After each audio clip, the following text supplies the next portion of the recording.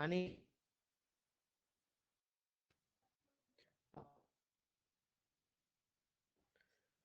हे शब्द वापरत असतो. आता हेच शब्द मी तुम्हाला इंग्लिशमध्ये सांगतो. जसं most probably the rain will start from two sentence the inflation likely महागाई वाढण्याची शक्यता आहे. It is impossible to define cricket team in the next match and I will first class. हे काही वर्ड आहेत ते बऱ्याच वेळा वर्ड्स यूज केलेले आहेत. आता प्रोबॅबिलिटी मध्ये वर्ड्स यूज करताना जसं हे शब्द आहेत, हे शब्द काही शक्यता व्यक्त करतात. आणि त्यानंतर आपल्याला टॉपिक पाहायचा आहे रॅन्डम एक्सपेरिमेंट आउटकम म्हणजेच निष्पत्ती, इक्वली लाईकली आउटकम, त्यानंतर सॅम्पल स्पेस, इव्हेंट आणि शेवटी पाहायचं आहे घटनेची संभाव्यता. लक्षात ठेवा हे प्रकरण आपल्यासाठी फक्त 10वी साठीच महत्वाचं नाहीये, तर स्पर्धा परीक्षेमध्ये सुद्धा बऱ्याच वेळा संभाव्यता या प्रकरण प्रश्न विचारलेले आहेत. त्यामुळं आपण सर्वांनी हे प्रकरण व्यवस्थित लक्षपूर्वक ऐकायचं आहे. आता यानंतर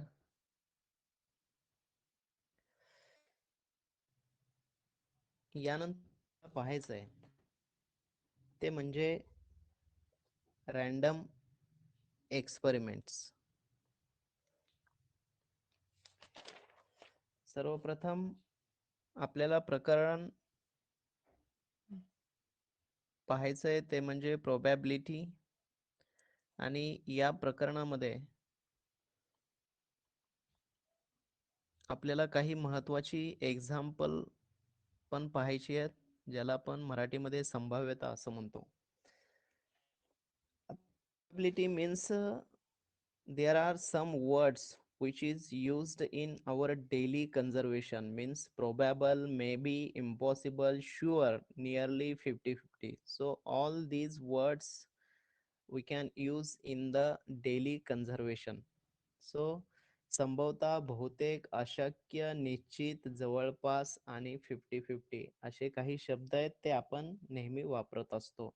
जसं आपण टीव्ही मध्ये पाहतो की तिथं हवामानाचा अंदाज वर्तवला जातो आणि त्या अंदाजामध्ये असं सांगितलं जातं की आज बहुतेक पाऊस पडण्याची शक्यता आहे.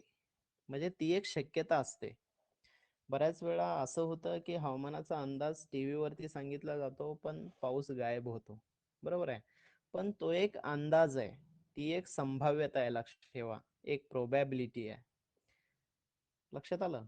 म्हणजे त्यामध्ये अनेक कारण असतील. हवामानाच्या अंदाजामध्ये अनेक असे काही शक्यता आहेत की त्यामुळं तो पाऊस पडेल की नाही हे निश्चित किंवा ठामपणे सांगता येत नाही. म्हणून त्या सेगमेंटला, बातम्यातला तो जो भाग आहे त्याला म्हटलं जातं हवामान अंदाज. म्हणजे तो एक प्रकारचा अंदाज आहे. आता त्यानंतर आपल्याला संभाव्यता या प्रकरणाकडे जाण्याच्या अगोदर काही महत्वाच्या टर्म आपल्याला पाहायच्यात. त्या टर्म कोणत्या आहेत तर ते आपण पाहूयात. First is important term is random experiment. आणि या रॅन्डम एक्सपेरिमेंटलाच मराठीमध्ये यादृच्छिक प्रयोग असं म्हटलं जातं. लक्षात ठेवा, दोन्ही नावं लक्षात ठेवायची आहे. या प्रयोग. आता रॅन्डम एक्सपेरिमेंट किंवा यादृच्छिक प्रयोग म्हणजे काय हे मी तुम्हाला सर्वप्रथम मराठीमध्ये सांगतो. यादृच्छिक प्रयोग म्हणजे अगदी अगदी तुम्ही डोळे झाकून एखादं पत्त्याचं पान बाहेर काढता आणि नंतर तुमच्या लक्षात येतं की हे पत्त्याचं पान कोणतं आहे. तुम्ही या प्रयोगाला यादृच्छिक प्रयोग किंवा रॅन्डम एक्सपेरिमेंट म्हणू शकता. म्हणजे काय आहे, तुम्हाला माहिती आहे पत्ता कोणता असणार आहे. बदामचा असणार आहे, किलवरचा असणार आहे, चौकट असणार आहे की इस्पिकचा असणार आहे. हे तुम्हाला माहिती आहे, कुठला तरी एक असणार आहे. पण कोणता आहे हे निश्चितपणे सांगता येत नाही, यालाच म्हणायचं यादृच्छिक प्रयोग. मला वाटतं तुमच्या सर्वांच्या लक्षात आले असेल पहिली टर्म यादृच्छिक प्रयोग. आता हेच मी तुम्हाला इंग्लिशमध्ये सांगतोय. Random experiment means experiment in which all possible results are known in advance. Results are known. Results are known in advance. But none of them can be predicted. None of them can be predicted with certainty. So this experiment is known as a random experiment. Example of random experiment is tossing a coin. Tossing a coin means नाणेफेक. जसं दोन captain ग्राउंडवर जातील आणि नाणेफेक केल्यानंतर दोघांना माहीत नसतं. खरं दोघांना पॉसिबिलिटी माहीत असतात, दोघांना आउटकम माहीत असतात. त्यांना माहिती आहे कदाचित हेड असेल किंवा टेल असेल, पण त्यातल्या एकाही कॅप्टनला छाती ठोकपणे सांगता येत नाही की हेड आहे की टेल आहे, या पद्धतीनं. त्यामुळं जरी त्यांना आउटकम म्हणजेच निष्पत्ती माहीत असल्या, या दोन्हीपैकी एक असणार आहे, हेड तरी असणार आहे किंवा टेल तरी असणार आहे, परंतु ते सांगू शकत नाहीत. म्हणून tossing a coin is a random experiment, म्हणजेच नाणेफेक करणं हा पण एक यादृच्छिक प्रयोग आहे. लक्षात ठेवा, कारण आउटकम्स माहिती आहेत पण कोणतं फिक्स आहे, हेड पडणार आहे की टेल पडणार आहे हे सांगता येत नाही. म्हणून हे उदाहरण आहे यादृच्छिक प्रयोगाचं.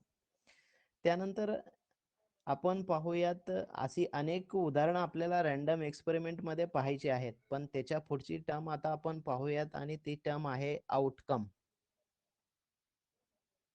आणि आउटकम म्हणजेच मराठीमध्ये त्याला निष्पत्ती असं म्हटलं जातं. निष्पत्ती. आता परत एकदा मी तुम्हाला सांगतो की एखादा फसा फेकलाय. फसा फेकणे, एखादा फसा फेकल्यानंतर तुम्हाला माहिती आहे की यादृच्छिक प्रयोगात त्याच्या पृष्ठभागावर 6 टिंब, 1 पासून ते 6 टिंब एवढ्या निष्पत्ती म्हणजे 6 निष्पत्ती शक्य आहेत. लक्षात आलं? निष्पत्ती म्हणजे थोडक्यात निष्पत्ती म्हणजे काय, तर यादृच्छिक प्रयोगाचं जे फलित आहे त्याला निष्पत्ती म्हणतात. Means result. We can write here result of random experiment. Result of random experiment is known as outcome. Is known as outcome. So another example of outcome means throwing a die. Throwing a die in air. Then we get 1, 2, 3, 4, 5 and 6. So this known as outcome. यालाच आपण काय म्हणूयात, निष्पत्ती म्हणूयात. कधी निष्पत्ती म्हणायचं यांना, जेव्हा तुम्ही फासा हवेत टाकता. जेव्हा तुम्ही फासा काय करता, हवेत टाकता, त्यावेळेस तुम्हाला या निष्पत्ती भेटतात. कदाचित 1 असेल, कदाचित 2 असेल, कदाचित 3 असेल, कदाचित 4 असेल, 5 असेल किंवा 6 असेल. याच्या व्यतिरिक्त कुठलीही निष्पत्ती असणार नाही. पण कोणतं फिक्स आहे सांगता येत नाही. म्हणून हा प्रयोगाला तुम्ही काय म्हणू शकता, या प्रयोगाला यादृच्छिक प्रयोग म्हणजेच रँडम एक्सपेरिमेंट म्हणू शकता.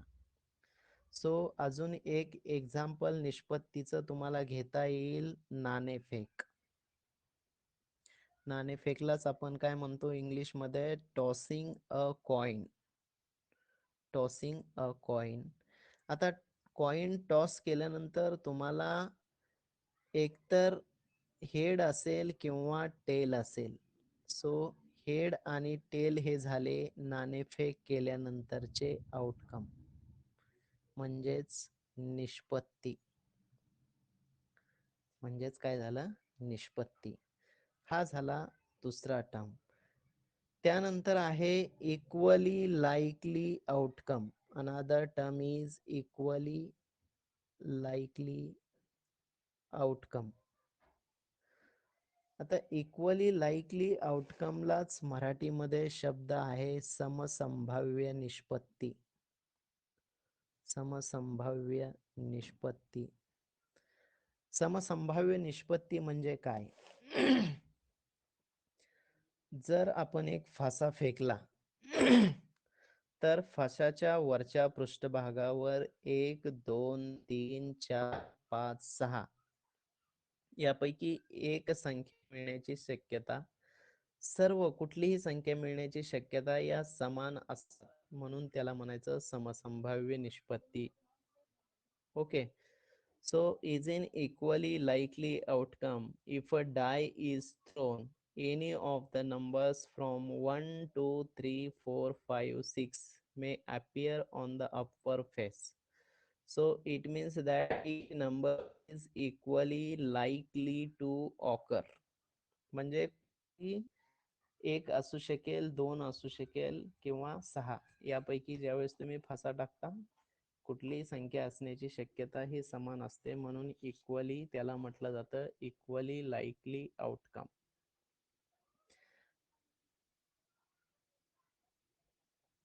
आता त्याच्यानंतर महत्वाचा घटक आहे तो म्हणजे सॅम्पल स्पेस. अतिशय महत्वाचा हा घटक आहे. आपल्या या प्रकरणाशी संबंधित असा हा टॉपिक आहे. यालाच मराठीमध्ये म्हटलं जातं नमो अवकाश. बरोबर आहे. तर नमुना अवकाश म्हणजे नेमकं काय? तर यादृच्छिक प्रयोगात जेवढ्या निष्पत्ती आहेत त्या संच पद्धतीत लिहिल्या जातात, त्याला नमुना अवकाश म्हणतात. म्हणजेच the set of all possible outcomes of a random experiment is called sample space. So this is the set of all possible outcomes and it is denoted by yes or delta, but generally we can use here yes. नमुना अवकाश दाखवण्यासाठी yes आपण वापरणार आहे. आता sample स्पेसचं पहिलं example आपण घेऊयात. One coin is tossed. One coin is tossed म्हणजेच बघा मराठीमध्ये एक नाणं हवेत फेकलं. एक नाणे हवेत फेकले. तर सॅम्पल स्पेस कसा लिहायचा? तुम्हाला माहिती आहे सॅम्पल स्पेस लिहिताना यस वापरला जातो is equal to curly bracket मध्ये. आता नाणं हवेत फेकले म्हणजे दोन आउटकम्स आहेत, दोन निष्पत्ती आहेत. त्या दोन निष्पत्ती कोणत्या? कदाचित एच असेल, कदाचित टी असेल. याच त्या दोन निष्पत्ती आहेत, याच त्या दोन आउटकम्स आहेत. So number of S is equal to 2. Number of S is equal to 2. तर याला म्हणायचं sample space. S is equal to जे तुम्ही इन कर्ली ब्रॅकेट दोन आउटकम लिहिलेत, दोन निष्पत्ती लिहिल्यात, त्याला म्हणायचं सॅम्पल स्पेस, म्हणजेच मराठीत नमुना अवकाश. आता त्यानंतर दुसरं एखादं एक्झाम्पल आपल्याला अजून घेता येईल. So example is two coins are tossed. Two coins are tossed म्हणजेच दोन नाणी हवेत फेकली. दोन नाणी हवेत फेकली. आता दोन नाणी जर तुम्ही हवेत फेकली असतील तर लक्षात घ्या की तुम्हाला यस बरोबर, आता आपल्याला नमुना अवकाश लिहायचा आहे. So S is equal to in curly bracket H H. दोन्ही नाण्यांवर एच एच आहे. पुढच्या वेळेस पहिल्या नाण्यावर एच होतं पण दुसऱ्या नाण्यावर मात्र टी होतं.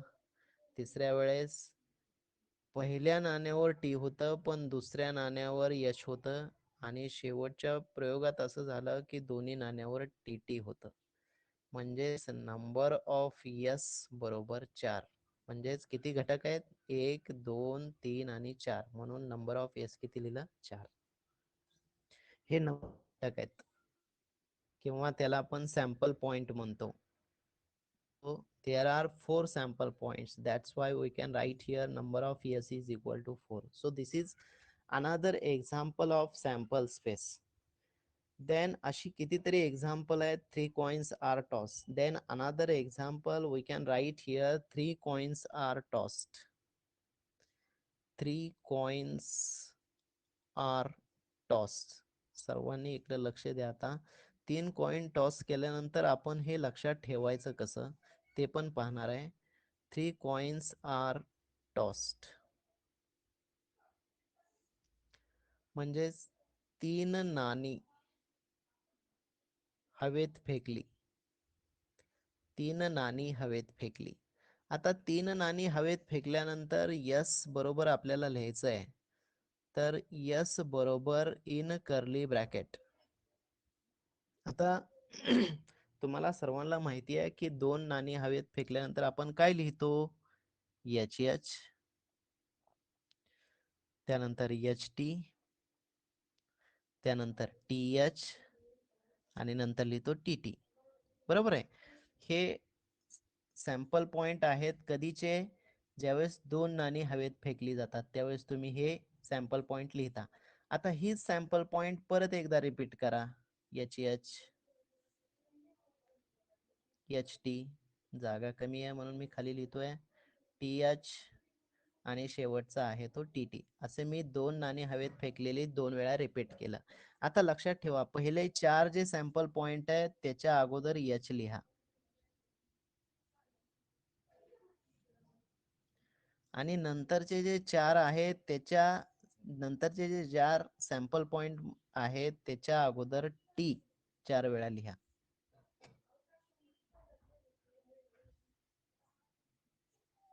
हे झालं तुमचं सर्वांचं sample space. कशासाठीचा?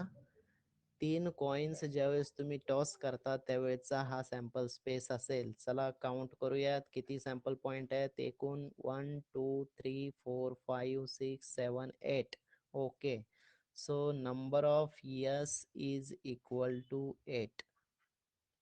Number of S is equal to 8. हे असेल 3 नाणी हवेत फेकल्यानंतरचा नमुना अवकाश. लक्षात आला असेल. ओके. आता याच्यानंतर 3 नाणी फेकल्यानंतर एक आपल्याला शेवटचं उदाहरण घ्यायचं आहे तो म्हणजे a die is thrown. A die is thrown. A die is thrown means एक फासा टाकणे. एक फासा टाकणे. आता फासा टाकला तर तुम्हाला सर्वांना माहिती आहे आपण सापशिडी वगैरे बऱ्याच वेळा खेळलेलो आहे. यस बरोबर 1 पडू शकतं. फाश्यावरती 2 असू शकतं, 3 असू शकतं, 4, 5 किंवा 6. याच्या व्यतिरिक्त काही असणार नाही. म्हणजे एकूण घटक किती आहेत? नंबर ऑफ यस बरोबर आहेत 6. म्हणजे 6 सॅम्पल पॉइंट आहेत. हा झाला आपण नमुना अवकाश कशाचा? एक फासा टाकल्यानंतरचा. आता त्यानंतर आपल्याला पुढचा भाग पाहायचा आहे. नमुना अवकाश कसा काढायचा तो आपण पाहिला आहे. आता आपल्याला एखादी घटना किंवा त्याला आपण इंग्लिशमध्ये इव्हेंट म्हणतो. इव्हेंट. तर इव्हेंट म्हणजे काय? तर एक विशिष्ट अट पूर्ण करणाऱ्या निष्पत्तीला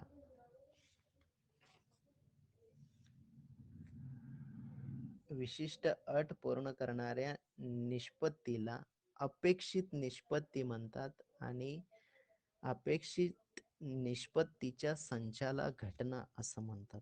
so favourable outcome of a given sample space. Favorable outcome of a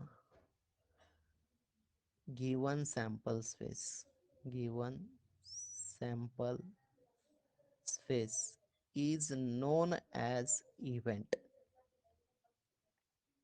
म्हणजे थोडक्यात अपेक्षित निष्पत्तीच्या संचालाच घटना असं म्हणतात.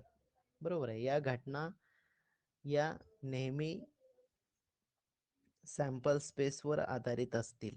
जो तुमचा सॅम्पल स्पेस आहे तो इथं सर्वात महत्वाचा असेल. आता घटनाचे वेगवेगळे प्रकार आहेत, ते आपण नंतर पाहूयात.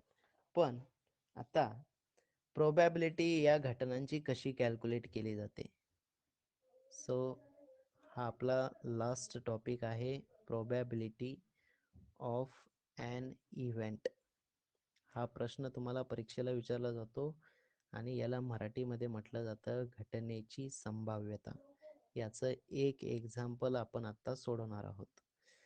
तर probability of event in mathematical language, when possibility of an expected event is expressed in number, it is called probability, and it is expressed as a fraction or percentage using the formula, and formula is probability of event A is equal to number of sample point in event A upon number of sample point in S. S means sample space. हा formula आपल्याला use करायचा आहे. आता generally घटनेची संभाव्यता म्हणजेच गणितीय भाषेत घटनेची शक्यता दर्शवणाऱ्या संख्येला संभाव्यता असं म्हणतात. हे गणितीय भाषेत आपल्याला व्यक्त करायचे, तर ते संख्या दर्शवली जाते. अपेक्षित घटनेची संख्येने दर्शवली जाते, त्यालाच आपण संभाव्यता म्हणतो. त्यासाठीचं सूत्र आहे probability of A is equal to number of A upon number of S. आता एक एक्झाम्पल मी घेतोय, ते आपण एक्झाम्पल आहे, if two coins are tossed.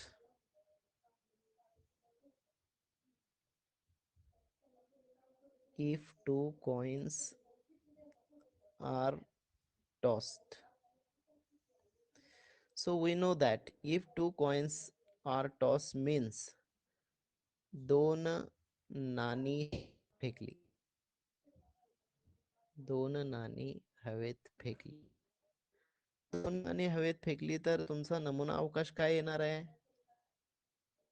H, H T, T H, T T आणि इक्वल टू 4. नंतर इव्हेंट आहे, पहिला इव्हेंट आहे, इथं मी ए हा किंवा ए इव्हेंट आहे गेटिंग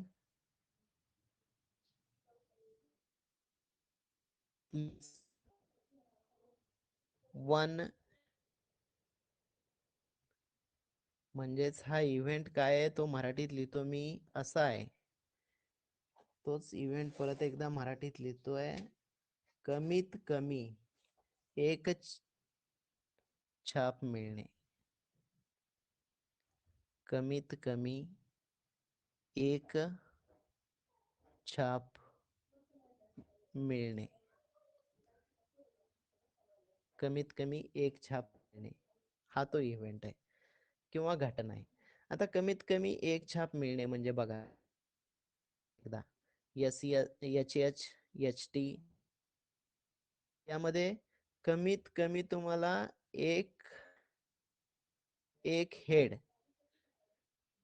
कधी भेटलाय बघा, एच टी मध्ये भेटलाय, टी एच मध्ये भेटलाय. कमीत कमी एक छाप मिळालाय, तो इव्हेंट आपण असा लिहूयात, A is equal to in curly bracket H T T H. पण शेवट टी टी आहे बघा इथे, यामध्ये हेड नाहीये म्हणून हा सॅम्पल पॉइंट आपल्याला ए घेता येणार नाही. म्हणजेच नंबर ऑफ ए किती झाले. आता याची प्रोबॅबिलिटी काढायची आहे. तर आपल्याला माहिती आहे formula. We can write here is equal to number of A is equal to number of A is 3, number of S is 4, probability of A is 3 upon 4. Probability काय मिळाली, 3/4 ही आपल्याला प्रोबॅबिलिटी मिळाली, संभाव्यता मिळाली. अशा पद्धतीनं आपण या प्रकरणाचा अभ्यास करणार. वेगवेगळी उदाहरणं आहेत ती तुम्ही सोडवू शकता. ओके, धन्यवाद.